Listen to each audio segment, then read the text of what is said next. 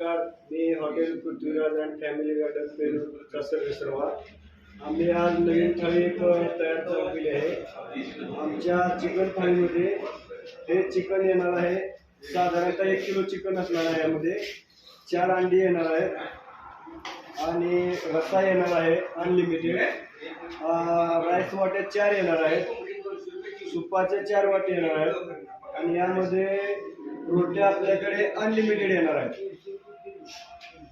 Chicken सुकं केलेलं असणार आहे गिरायकाच्या ऑर्डर प्रमाणे.